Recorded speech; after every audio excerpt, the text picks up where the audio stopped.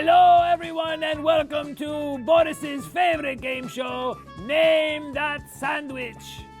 Today we have a special guest contestant, Pastor Eric.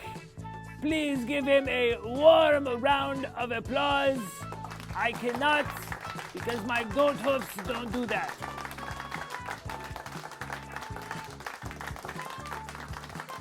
Thank you very much. Now, let me describe to you how this game works, Pastor Eric. First, we're going to give you 3 sandwiches. Your job is to guess what is in the sandwiches. For every ingredient you get right, you get 1 point. You need 5 points to win. Easy enough? Let's go. Come on. Okay, Pastor Eric, name that sandwich. Okay, here we go.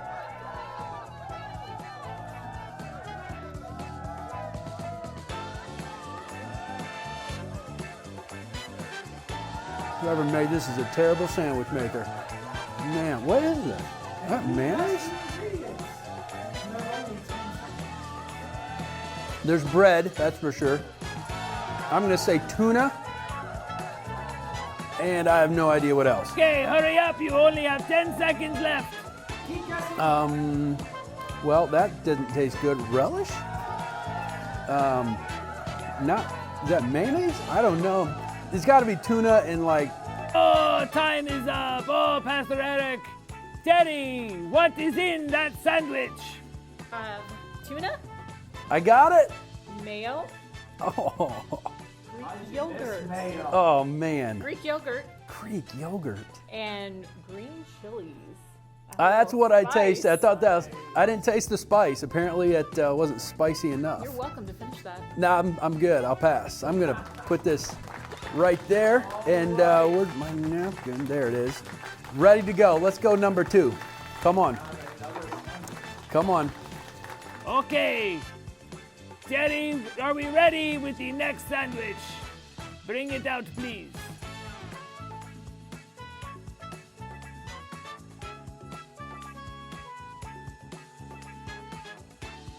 Pastor Eric, are you ready? Everybody say it with me. Name that sandwich. All right, got to smell it first. All right, here we go. Oh, there's relish in that one, that's for sure. I can taste the relish. Is that a carrot? What in the world? Pickles. Pickles are in there. I think cheese too. Wait, that's got to be some, is that mustard? I think there's mustard in there too.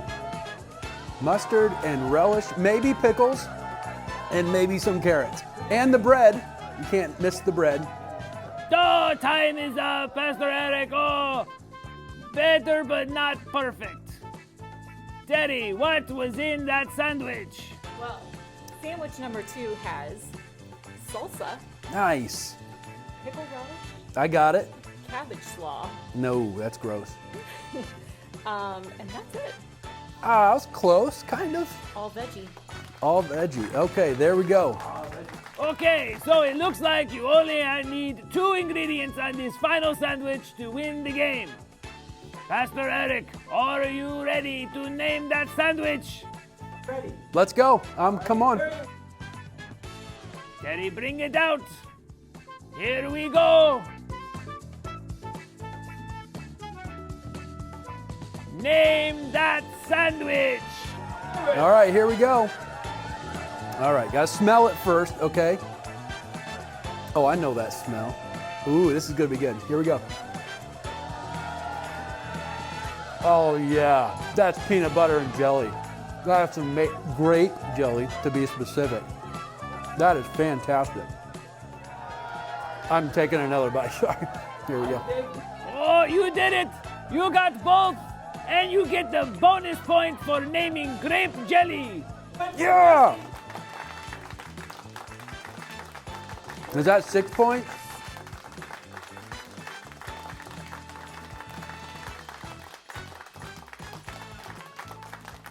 Teddy, tell him what he's won. I'm gonna keep eating the sandwich. A beef stick. Yes! Nothing better to go with peanut butter and jelly than a beef stick. And maybe a glass of milk, but I'm gonna keep eating.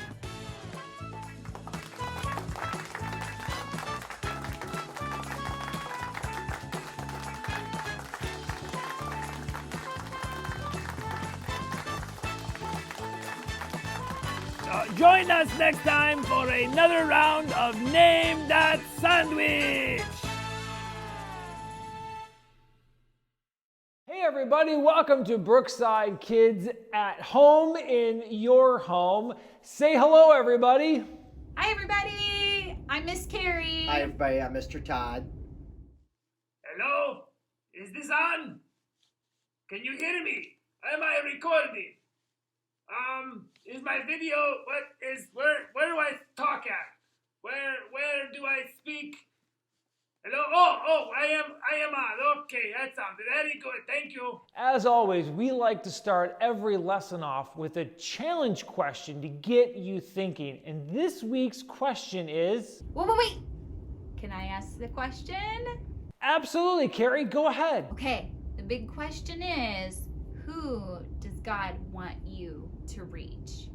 Well, before we dive into today's story, there's a couple of things we got to kind of clear up first. Now, our story starts all the way in the New Testament, but after Jesus, after the Gospels, and before Paul kind of all writes his letters, well, it's kind of all during that. So, post-resurrection, so Jesus is resurrected, he's died on the cross, he's resurrected, he's hanging out with the disciples, and he gives the disciples this sort of mission, this thing they have to do.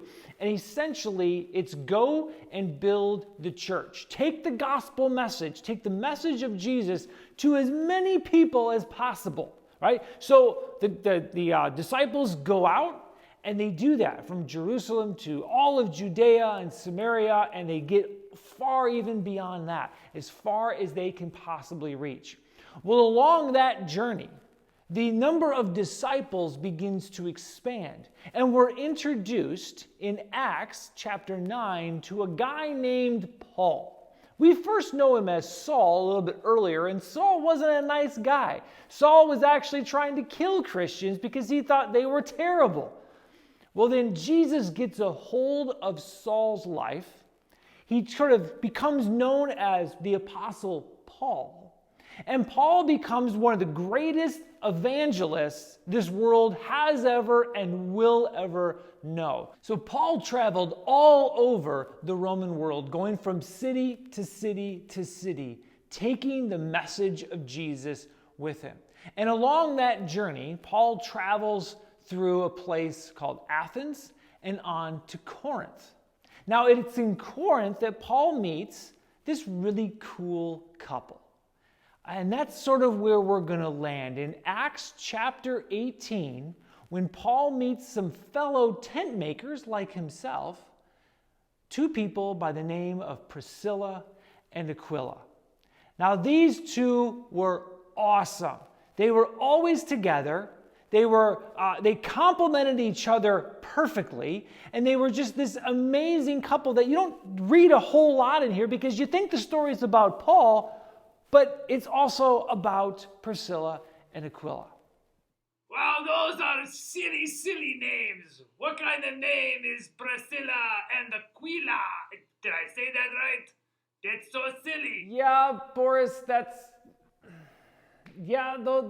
those are funny names, but it's not really the point that we're trying to make here. So Priscilla and Aquila are like a peanut butter and jelly sandwich. They're good separate, but even better as a sandwich. Oh, that's great. I never really thought about it. Peanut butter and jelly. Man, I could go for some of that right now. Whoa! There we go. Man. They're good separately, Yes, but so when you good. combine them, Oh, they can't be beat. it's like magic, right? Yes, it is. They definitely are better together. Well, I gotta be honest, I really didn't think of Priscilla and Aquila as peanut butter and jelly, but I gotta admit, Boris, that's actually a really good analogy. These two, like I said, are an incredible couple. They get to, Paul meets them in Corinth, and they're, like I said, they're tent makers together. They hang out with Paul.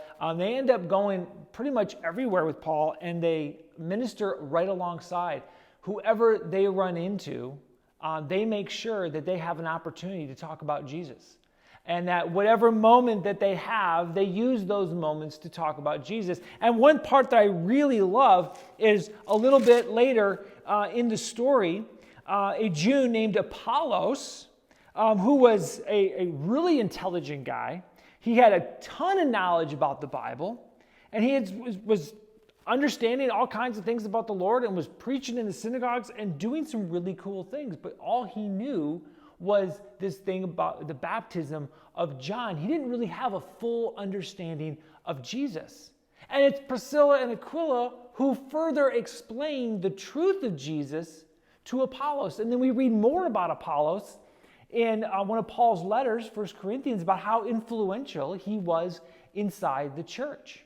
So what we learn from Priscilla and Aquila is that whoever God puts in front of us, whoever God connects us with, the people that are around us, the people that we see every day, the people that we meet on the street, these are opportunities that we have to talk to people about the risen Jesus and the opportunity that people have to believe in him. And Priscilla and Aquila took that opportunity and they ran with it. And it's such a great lesson to learn. Sure, this story is all about Paul and what Paul did, but inside this story is this incredible couple, this peanut butter and jelly couple that does an incredible, incredible task of the mission that God gave them. Okay, so I think I understand. I'm just wondering, how can we make this so that way the kids can understand this better? Is there a way we could tell it differently? I've got a perfect idea. I thought Why you don't we would. get up and we'll go and I'll show you. All right, let's do it. All right.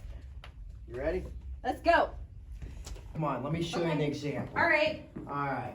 Now, back in the day when I used to play professional football with Tom Brady, we called it our circle of reach. Okay? So Yeah. anywhere Tom said, if I throw it up here and you can touch it, you got to catch it. I throw it down here, you touch it, you got to catch it. So with that example, meaning when you reach out and you've got friends or family up here, we're going to call that our family. You can touch your family, you're going to reach out to them. That's good. Down here, we'll call their friends. Yeah, it's awesome. Whoa! How about this? Look at that client. You got it. Took me a little effort. Yeah, it's awesome. What are we going to call that one? How about classmates? That's a better one. All Yeah, right. it's awesome. Oh, should I go ahead and spike that now or what? We're going to call that one, maybe players on your soccer team. Oh, a good. lot of us That's played good. soccer Yeah. growing up. Or football. Or football. Yeah. We just got to make sure we reach out anywhere we can. That's great. Because that's our job, being here. You know, God wants us to go and reach others. And if we can do that, I think we can make a big impact. Awesome.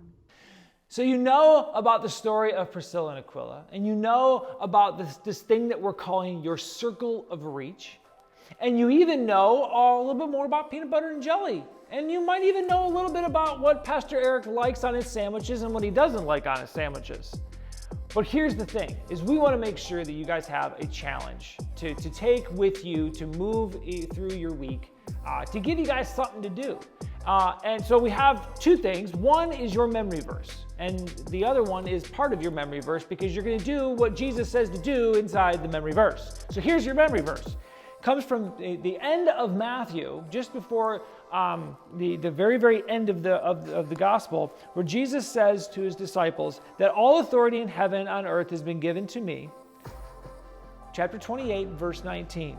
Therefore, go and make disciples of all nations, baptizing them in the name of the Father, and the Son, and of the Holy Spirit, and teaching them to obey everything I have commanded you. And surely I am with you always to the very end of the age. Your task is to not only memorize that verse, but to think about who is in your circle of reach. Who is around you? Who is God asking you to reach? Talk about it with your family. Talk about it with your siblings. Talk about it with your friends and figure out together. And we talked last week how you need each other and you need God at the center so that you're not easily broken. But now take that strength and go reach people as Jesus has commanded us. As always, we love you guys. We're praying for you, and we look forward to seeing you next week.